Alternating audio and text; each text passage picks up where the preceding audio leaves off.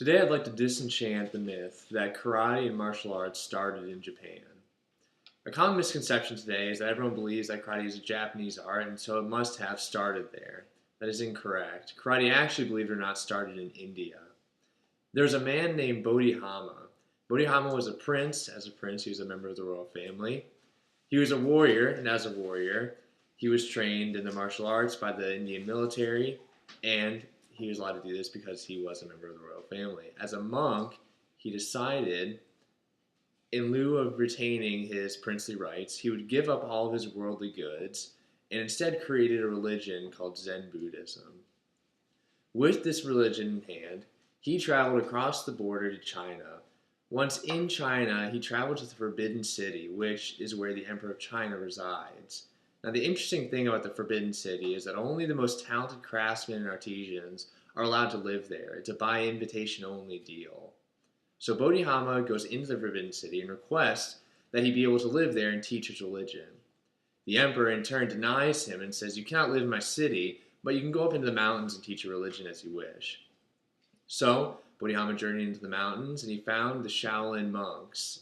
There he found the monks were weak and frail because all they did was meditate with their lives. And so, in turn, they were getting robbed and taken advantage of by bandits on the streets or on the paths they traveled to the city. So Bodhidharma then taught them his Indian martial arts. With these martial arts, the Shaolin monks became prolific in China and were able to spread their martial arts around. The monks eventually became so strong that the emperor felt threatened by them.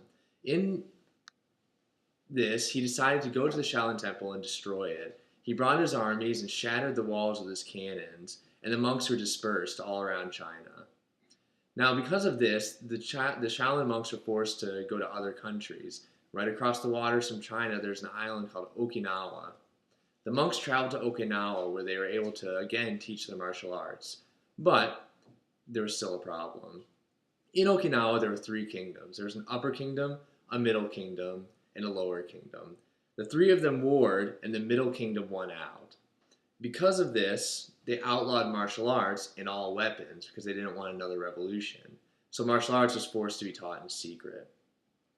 Now, during this, in about 1609, Japan had a civil war.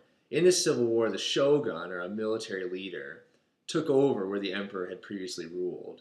Now, because of this, Okinawa was now under Japanese rule. He sent a clan of samurai down to Okinawa to rule the island. Once there, they barred all weapons and maintained the ban on martial arts. So the farmers and residents of the Okinawan island had to learn their martial arts in secret and use farm tools and such as their weapons against the samurai. Now, if a samurai were to find out that you had practiced martial arts, you were subject to the penalty of death. It was unquestioned. Now, many Okinawans then in turn went to China, and the Chinese came to Okinawa back and forth to learn martial arts.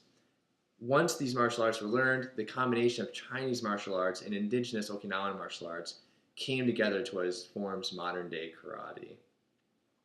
The basics of Okinawan karate can be traced back to three roots. One, the movements of animals. They would study the animals in the kingdom, and that's where you get the kung fu styles, tiger style, crane style, snake style, because they would study those movements and adjust their body movements to match them. They would study the human body, so modern anatomy. Where do they strike? Where are their targets? And they would also study how to make their hands and feet into weapons when they could not use swords or other bladed weapons. Karate was taught in this secret way for 300 years, until eventually it was able to be taught openly in Okinawan middle schools. The person who brought this in was a Japanese man named Ankanai Tosu. Now, he began teaching in the middle schools, and then one of his students, Gichin Funakoshi, then in turn in 1922 brought martial arts over to Japan by invitation of Prince Hirohito. Now, in Japan, it has now since spread into all high schools and is taught regularly, like gym class would be taught in an American high school. So this is where we get the common misconception that karate is Japanese, because it was made worldly and popular in Japanese culture by being spread so thoroughly throughout it. I hope this leaves you more knowledgeable on the origins of karate. The origins of karate are based out of India, not Japan, and traveled through China, where kung fu is popularly believed to have originated. Thank you for your time.